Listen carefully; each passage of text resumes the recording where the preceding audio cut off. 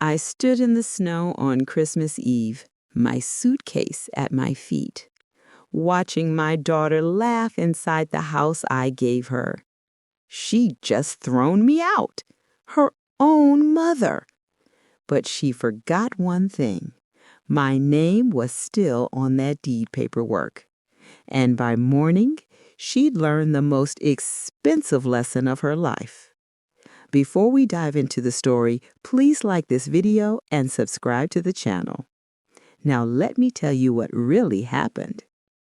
My name is Patricia Whitmore. I'm 62 years old, and I never thought I'd be the kind of mother telling this story. I raised Vanessa to be kind, grateful, and responsible. Her father left when she was 7, and I worked 2 jobs to keep our little house in Portland and give her every opportunity I never had. She went to college, got her degree in marketing, and I was so proud. 3 years ago, Vanessa came to me with tears in her eyes. She was 29, had been dating her boyfriend Marcus for 2 years, and they wanted to get married. But they were drowning in student loans and couldn't save for a down payment on a house. She sat at my kitchen table, the same table where I'd helped her with homework for years, and told me she felt like a failure. "Mom," she said, her voice breaking, "I work so hard, but everything goes to rent and loans. Marcus and I want to start a family, but how can we bring children into this instability? We'll never own anything." My heart broke for her. I knew that struggle. I'd been there myself at her age, except I'd been alone with a baby. And I had something she didn't. I owned my house outright. I'd paid off the mortgage 5 years earlier, after decades of sacrifice. The house was a modest 3-bedroom craftsman in a decent neighborhood. Nothing fancy, but it was mine. And the Portland real estate market had gone crazy. My little house that I bought for $85,000 in 1992 was now worth almost $470,000. It was my retirement nest egg, my security blanket. But she was my daughter, my only child. "What if," I said carefully, "I signed the house over to you? You and Marcus could live here, start a family. I could move into the garage apartment and convert it into a little space for myself. We'd all be together." Vanessa's eyes went wide. "Mom, I couldn't ask you to do that." "You're not asking. I'm offering." I reached across the table and took her hand. "I'm getting older. Having you close by would actually be nice. And you'd be building equity instead of throwing money away on rent." We spent weeks discussing it. Marcus seemed grateful but quiet. He'd always been a bit reserved around me. We agreed on terms. They'd pay the property taxes and insurance, maintain the house, and I'd live in the converted garage apartment rent-free. It seemed perfect, a way for me to help my daughter while ensuring I had a place to live. My sister Carol thought I was insane. "Patricia, don't do this," she warned me over coffee. "Keep the house in your name. Let them live there and pay you rent if you want, but don't side over the deed." "Vanessa would never take advantage of me. She's my daughter." Carol gave me a long look. People change when money and property are involved, even family. I didn't listen. In December, 3 years ago, I signed over the deed. Vanessa and Marcus became the legal owners of my house. We had a little celebration. They seemed so happy, so grateful. Vanessa hugged me and said, "Mom, I'll never forget this. We're going to take care of you forever." The first year was actually wonderful. I moved into the converted garage apartment, a cozy studio with a kitchenette, bathroom, and enough space for my belongings. Vanessa was pregnant within months, and I was there for everything. Doctor's appointments, nursery preparation, late-night anxiety talks. When my grandson Oliver was born, I was the first person besides Marcus that Vanessa wanted in the delivery room. I fell in love with that baby instantly. I helped with night feedings, changed diapers, walked him when he was fussy. Vanessa went back to work when Oliver was 3 months old, and I became his primary caregiver during the day. I didn't mind. It gave my life purpose, and it felt like we were a real family unit. But small things started changing in year 2. Vanessa got a big promotion at work. Suddenly, she was traveling more, working longer hours. Marcus got a new job too, something in tech sales that paid well. They started talking about renovations, about maximizing the property value. They'd have friends over, and I'd hear them through the thin walls of my apartment, laughing and drinking wine late into the night. Sometimes I'd come over to see Oliver, and Vanessa would seem annoyed. "Mom, we're about to have people over. Maybe tomorrow?" Or Marcus would answer the door and tell me Vanessa was busy. Could I come back later? I told myself they were just busy. Young parents with demanding careers. It was natural. Then they started on the apartment. "Mom," Vanessa said one evening, sitting across from me in my small space, "Marcus and I have been talking. This garage apartment, it's not really being used to its full potential." "I live here," I said, confused. "I know, but hear me out. We're thinking of converting it into a rental unit. We could get $1,500 a month for this space, maybe more. That money could help us pay down our loans faster, save for Oliver's college fund." My stomach dropped. "Where would I live?" "Well, we thought you could move into Oliver's room for now. We'd get you a nice day bed, some privacy screens. It would be temporary, just until we figure something else out. Or," she hesitated, "you could look into those senior apartments downtown. Some of them are actually pretty nice, and they have activities and stuff."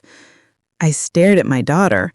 "You want me to move into a senior apartment or sleep in a toddler's room?" "It's not forever, Mom.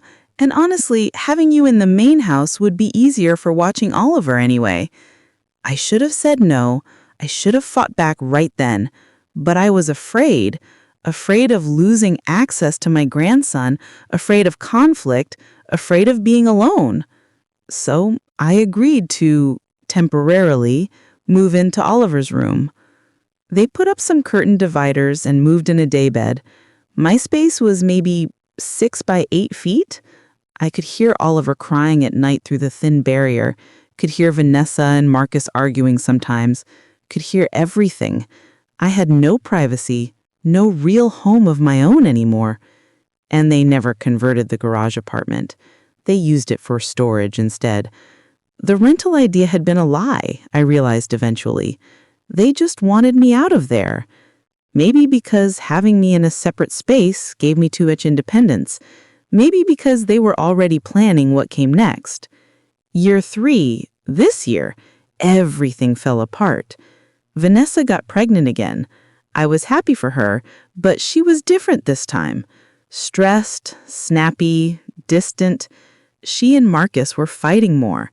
Money seemed tight despite their good jobs.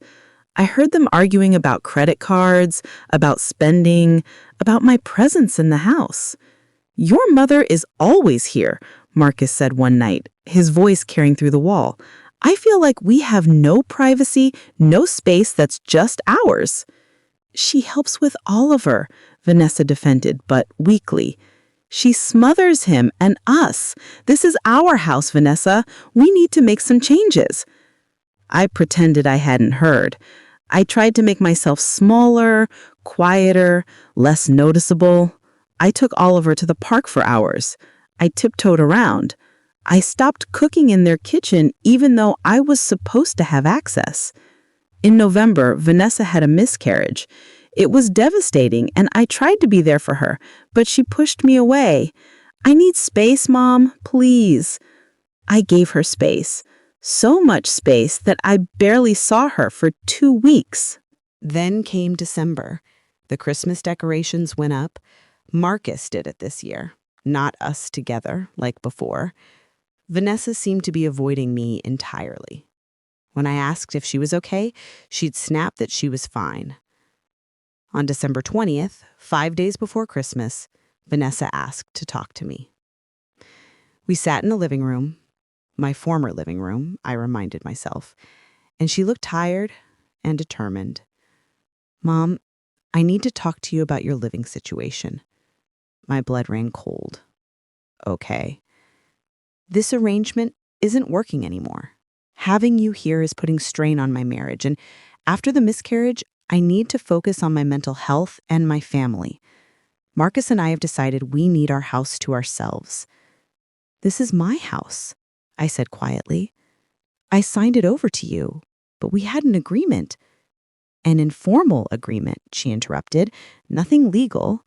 And circumstances change, Mom. You have to understand that. What are you saying? I'm saying you need to find somewhere else to live. We'll give you until the end of January to find a place. I felt like I'd been slapped. Vanessa, I'm your mother. I gave you this house. I take care of Oliver. And we appreciate that, but we need to hire a proper nanny anyway. Someone professional with references. I'm not professional enough. I raised you. Her face hardened. That's not what I mean. Look, this is hard for me too, but it's what needs to happen. You can't live here anymore. We argued. I cried. I begged her to reconsider, to remember why I'd given her the house in the first place, to think about how much I had sacrificed. She wouldn't budge. She'd made up her mind, or Marcus had made it up for her. I called my sister Carol, sobbing. You were right. You were right about everything. Oh, honey, she said. I'm so sorry. What are you going to do? I don't know. I don't have anywhere to go. My whole retirement plan was this house. Can you fight it legally? Fight my own daughter? How would that even work? And with what money? I'm on a fixed income. I looked into my options anyway. I called a lawyer, spent $200 I didn't have on a consultation. He was sympathetic but blunt. Ms. Whitmore, you signed over the deed with no legal agreement protecting your residency. Legally, your daughter owns the house outright. She has every right to ask you to leave. You could potentially sue for some kind of compensation based on the promise of housing, but it would be expensive, lengthy, and far from guaranteed. I was trapped. I had given away my security, my home, my future, and I had no legal recourse. The next few days were tense and horrible. Vanessa avoided me. Marcus was cold and formal. I tried to spend time with Oliver, but they were limiting my access now. The nanny starts in January. We need to transition Oliver away from being so dependent on you. They were erasing me from their lives. Then came Christmas Eve. I bought presents for Oliver, just small things, some books and toys. I'd gotten Vanessa and Marcus a nice picture frame with the photo of Oliver. I wrapped them carefully and placed them under the tree that morning. Vanessa and Marcus had invited friends over for Christmas Eve party. I wasn't invited, but I couldn't leave. Where would I go? I stayed in Oliver's room behind the curtain dividers, listening to laughter and music and the sounds of celebration and what used to be my home. Around 8 p.m., slightly drunk and bold, I emerged from my corner. I just wanted to see Oliver before bed, to give him his Christmas gift. I walked into the living room where the party was in full swing. The room went quiet. Vanessa's face flushed red. Mom, what are you doing? I just wanted to say goodnight to Oliver and give him his Christmas gift. Her friend Brittany, who I'd always disliked, whispered something to the woman next to her. They both looked at me with pity and embarrassment. Marcus stood up. Patricia, this is a private party. We'd appreciate it if you went back to your space. My space. 6 by 8 feet behind a curtain in a toddler's room. Something inside me snapped. "This is my house," I said, my voice shaking. "I bought this house 30 years ago. I paid every mortgage payment. I gave it to you." I looked at Vanessa. "Because you were my daughter and I trusted you." "Mom, you're making a scene. You're throwing me out. You're erasing me. I take care of your son. I gave you everything, and you can't even let me say goodnight to my grandson on Christmas Eve." The room was completely silent now, everyone staring. Vanessa's eyes were cold. "You need to leave. Now. Get out of the party." "This is my house," I said again, louder. Marcus walked toward me. "Patricia, you're upsetting everyone. Go back to your room or leave the house entirely. Your choice." I looked at my daughter, really looked at her. The little girl I'd sacrificed everything for had become someone I didn't recognize, someone cruel and ungrateful and cold. "Fine, I'll leave." I went to Oliver's room, threw clothes and essentials into a suitcase, grabbed my purse and important documents from the small safe I kept under the daybed. My hands were shaking so badly I could barely zip the suitcase. When I came back through the living room, Vanessa had tears in her eyes, but she didn't stop me. Marcus held the front door open, his face expressionless. I walked out into the December cold, my suitcase wheels crunching on the light snow that had started falling. Behind me, I heard the door close, lock. The party sounds resumed. I stood on the sidewalk outside my house. Not my house anymore. I had to remember that. And I started crying. 62 years old, homeless on Christmas Eve because I'd been stupid enough to trust my own daughter. I called Carol. She and her husband Mike came to get me immediately, drove me to their house across town. Carol made up their guest room and made me tea while I sobbed and told her everything. "She threw you out? On Christmas Eve? Her own mother? On Christmas Eve? I don't know what to do. I have nowhere to go. No plan. Nothing." Carol was quiet for a moment, then asked, "That deed you signed over, do you have copies of all the paperwork?" "Yes, I kept everything in my safe." "Why?" "Because Mike used to work in real estate law before he retired. Let's have him look at it in the morning. Maybe there's something we can do." The lawyer I talked to said, "Let Mike look anyway. You never know." I didn't sleep that night. I lay in Carol's guest bed, listening to Christmas music playing softly from somewhere in the house, and felt utterly broken. Christmas morning, Mike sat at the kitchen table with coffee and reading glasses, going through every document I had, the original deed, the transfer paperwork, some emails between me and Vanessa from 3 years ago discussing the arrangement. He was quiet for a long time.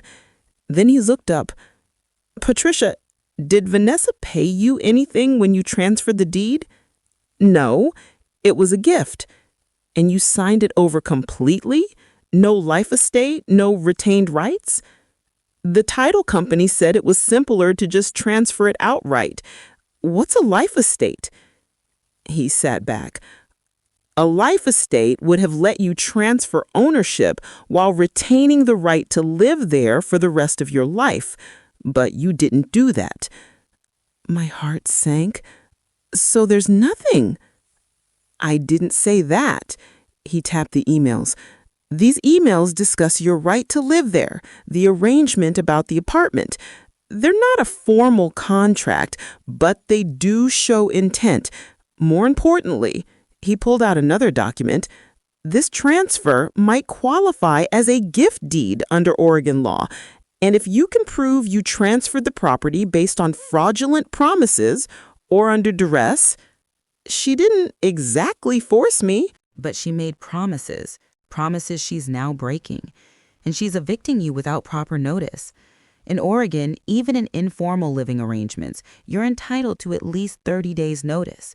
She gave you until end of January, but then she threw you out last night with no notice at all. What does that mean? It means you might have grounds to contest the deed transfer.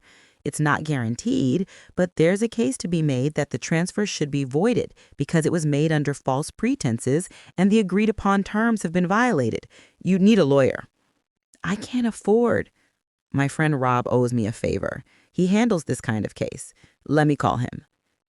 For the first time in days, I felt a tiny spark of hope.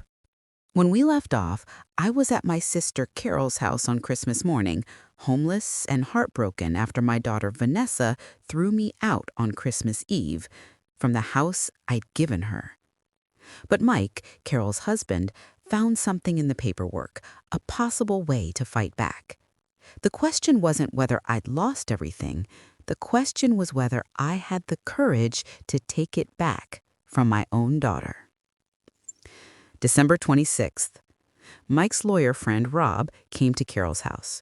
He was in his late 50s, semi-retired, but still took interesting cases. He spent 2 hours reviewing everything, asking questions, taking notes. Finally, he sat back. Okay, here's the situation. Legally, Vanessa owns the house. That's indisputable. But there are a few angles we can work. Tell me, I said. First, constructive eviction. She forced you out without proper notice, which violates Oregon tenant laws, even in informal arrangements. Second, and this is the big one, we can petition to void the deed transfer based on undue influence and failure of consideration. In English? Carol asked. Patricia transferred the house based on specific promises, that she'd have a place to live for the rest of her life, that they'd care for her, that this was a mutually beneficial arrangement.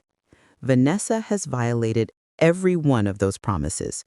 We can argue that the deed transfer should be voided because the conditions under which it was made no longer exist. It's like fraud, but more nuanced. Will it work? I asked. Rob was honest. It's not a slam dunk. These cases are hard. Judges don't like undoing property transfers, and family disputes are messy.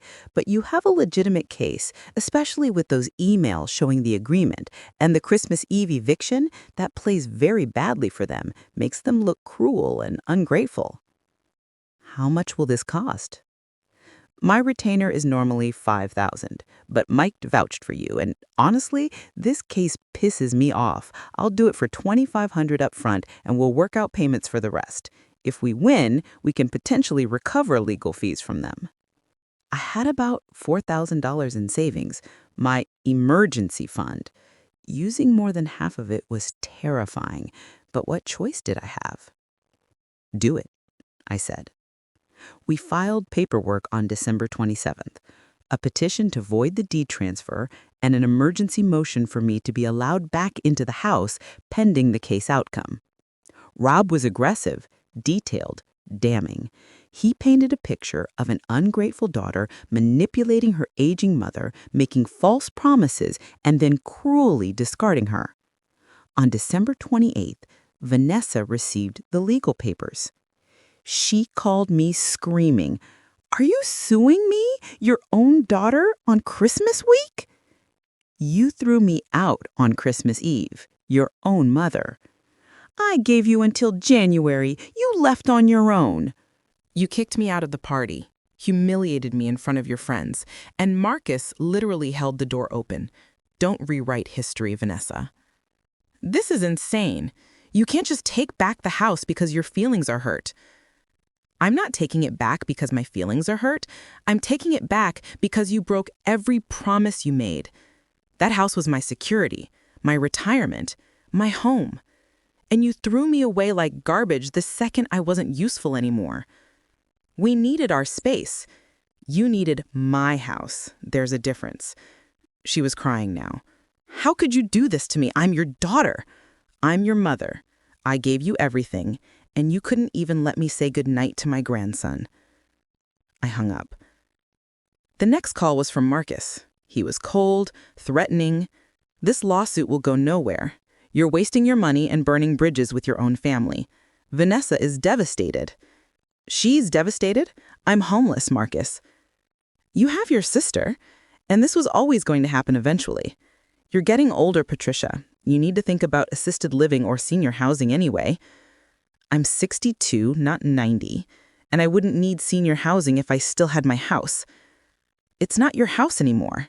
Legally, clearly, it's ours. This lawsuit is harassment. Then I'll see you in court. He hung up. For 3 days, my phone exploded. Texts from Vanessa ranging from apologetic to furious, calls from Marcus's parents, who I barely knew, telling me I was being unreasonable. Even some of Vanessa's friends reached out trying to mediate or shame me.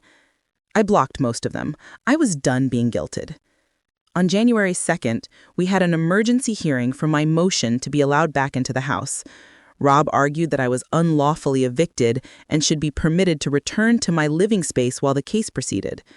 Vanessa's lawyer, they'd hired someone fast, argued that I'd voluntarily left and had no legal right to the property. The judge, a woman in her 50s named Judge Martha Reeves, listened to both sides. Then she looked at Vanessa's lawyer. Your clients forced Miss Whitmore to leave on Christmas Eve, correct? She chose to leave, Your Honor. There was a party. She became disruptive. She's been living there for 3 years, and they gave her no formal eviction notice. She's essentially a tenant, verbal agreement or not. Under Oregon law, she's entitled to notice.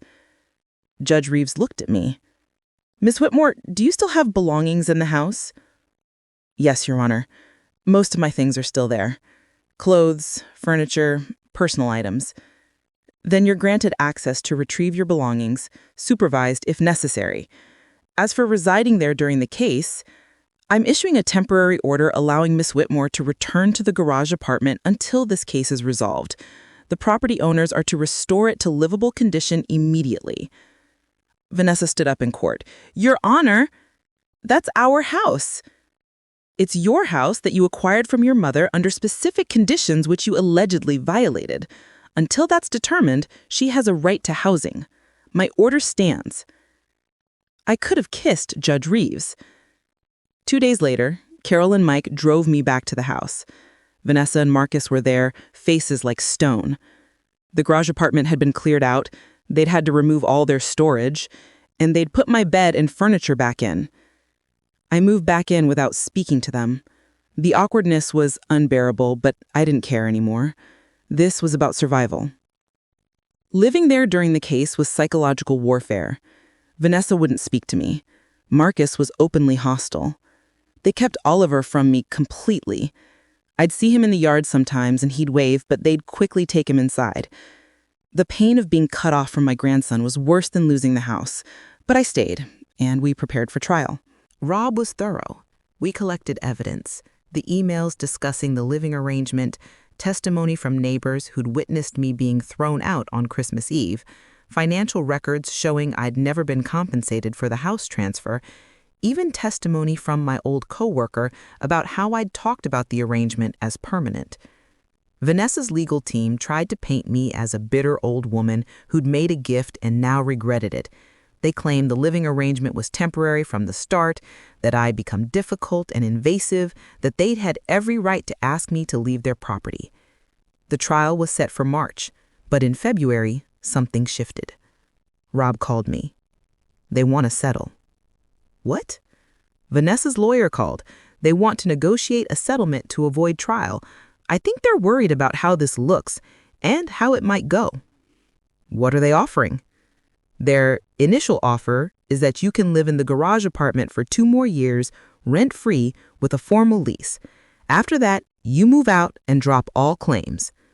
2 years? And then I'm homeless again at 64? It's a starting point. I told them it was insulting. What do I want? I asked. Rob was quiet. What do you want, Patricia? Really? I thought about it. Did I want the house back completely? Did I want to force my daughter out? The vindictive part of me did. But another part, the part that was just tired and sad, wanted something else. I want the deed back in my name, I said slowly. And I want them to have the right to live there, rent-free, but not own it. They can stay as long as they follow the original agreement. They maintain it, they pay taxes and insurance, and they treat me like family. If they violate that, they have to leave. And when I die, if they've held up their end, the house goes to Vanessa, but not before. A life estate for yourself, essentially, with them as occupants. That could work. And I want the garage apartment back formally. No more cramming me into corners. We can draft that. Let me propose it. The negotiation took 3 weeks. Vanessa's lawyer pushed back hard. They didn't want to give up ownership. But Rob had a trump card: publicity. Your clients threw an elderly woman out on Christmas Eve. Do they really want this going to trial? Do they really want local news picking this up? Because I guarantee they will. Nobody wants to be the villain in a Christmas story. In mid-March, we reached a settlement. The deed would be transferred back to me.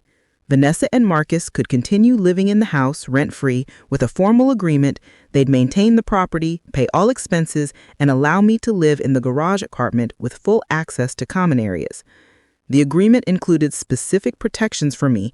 They couldn't reduce my living space, couldn't limit my access to my grandson within reason, couldn't make me feel unwelcome in my own home.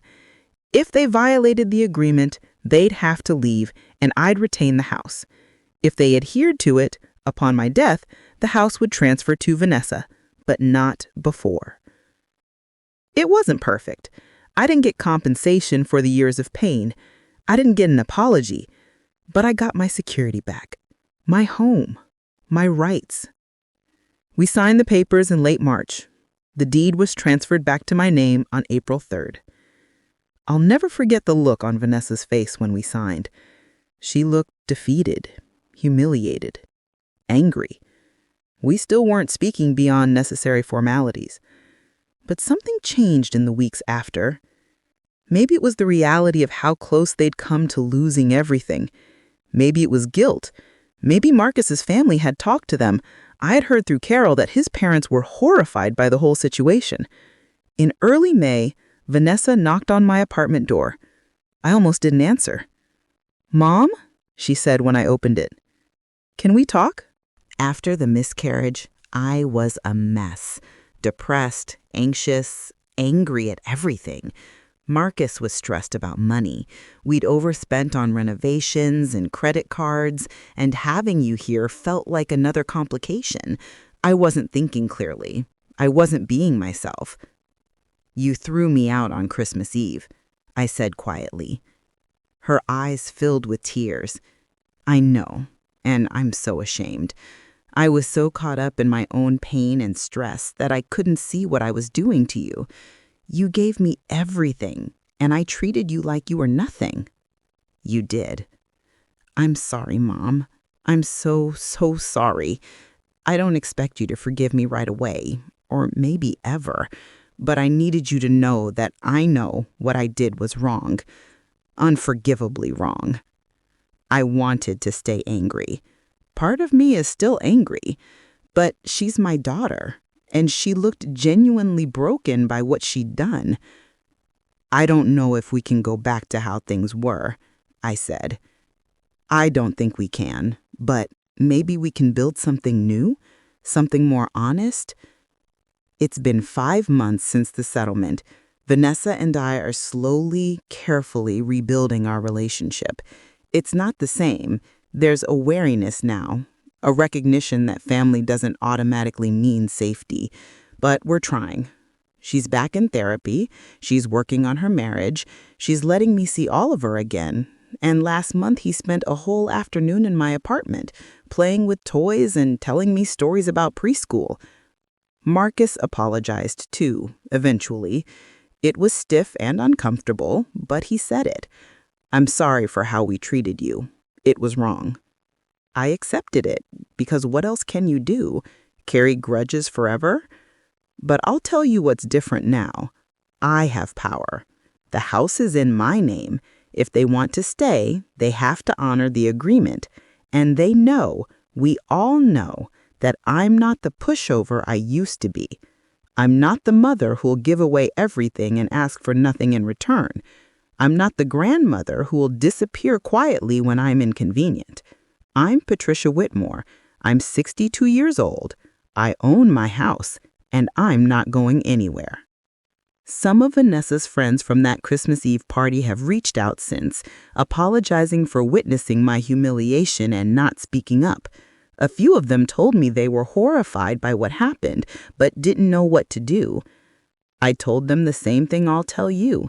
Sometimes being kind means standing up, even when it's uncomfortable, especially in family situations where someone is being mistreated. Would I do it again? Give Vanessa the house in the first place? Honestly, no. I'd help her differently, maybe a down payment, maybe co-signing a loan, but never signing over my security entirely. Trust is earned, not automatic, even with your kids. So, that's my story. From homeless on Christmas Eve to taking back what was mine. It cost me money, time, and my relationship with my daughter, though we're slowly rebuilding that now. But here's my question for you. Do you think I was right to fight back? Or should I just have accepted the situation and moved on? And if you're a parent, what would you have done? Drop your thoughts in the comments, and if you have aging parents or adult kids, maybe have a conversation about expectations and boundaries before you end up in court like we did.